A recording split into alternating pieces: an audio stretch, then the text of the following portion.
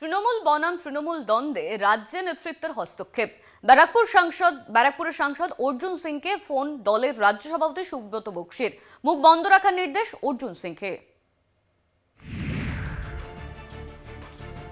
চলতি বছরের নভেম্বরে খুন হন ভাটপাড়া পুরসভার 17 নম্বর ওয়ার্ডের তৃণমূল কর্মী ভিকি যাদব।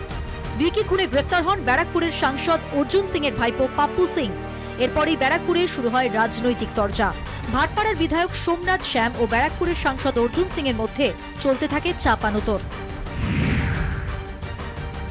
অর্জুন সিং এর সমস্ত অপকর্মের হিসেব একটি ফাইলে বন্দী আছে বলে জানান বিধায়ক সোমনাথ শ্যাম।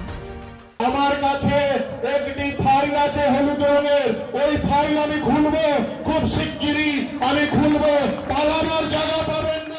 ওইসব ফাইল আবর্জনায় ফেলে দিই বলে পাল্টা জবাব সাংসদ অর্জুন সিং এর। वो लाल फाइल, काला पेपर, सादा पेपर, सबको पता है यहाँ कौन काला, सादा, लाल, हरियर। ऐसे एक आदमी काला लाल फाइल बोलता था कि मेरे पास है।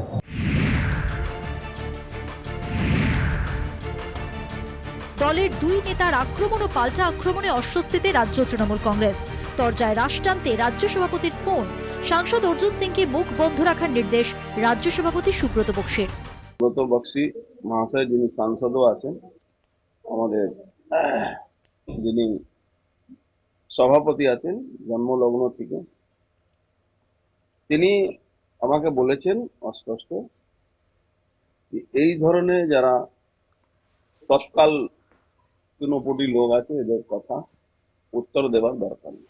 বিধায়ক সোমনাথ শ্যামের ক্ষমতা নিয়ে প্রশ্ন সাংসদ অর্জুন সিং এর। মমতা বন্দ্যোপাধ্যায় ও অভিষেক বন্দ্যোপাধ্যায় দলের টিকিট দেন, সাফ জানান অর্জুন।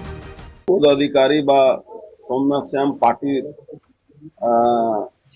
কোন পদে আছে যে বলছে মমতা ব্যানার্জি মানে মুখ্যমন্ত্রী বা অভিষেক ব্যানার্জি থেকে তারা উপরে আছে, এটা আমার জানা ছিল না। তারা ঠিক করবে কে টিকিট পাবে কে টিকিট পাবে না। দুই নেতার লড়াইয়ে ভাটপাড়ার বিধায়ক সোমনাথ শ্যামের পাশেই দাঁড়ালেন রাজ্য নেতৃত্ব, মত রাজনৈতিক মহলের। ভাটপাড়া থেকে শুভজিৎ সিং এর রিপোর্ট, কলকাতা টিভি।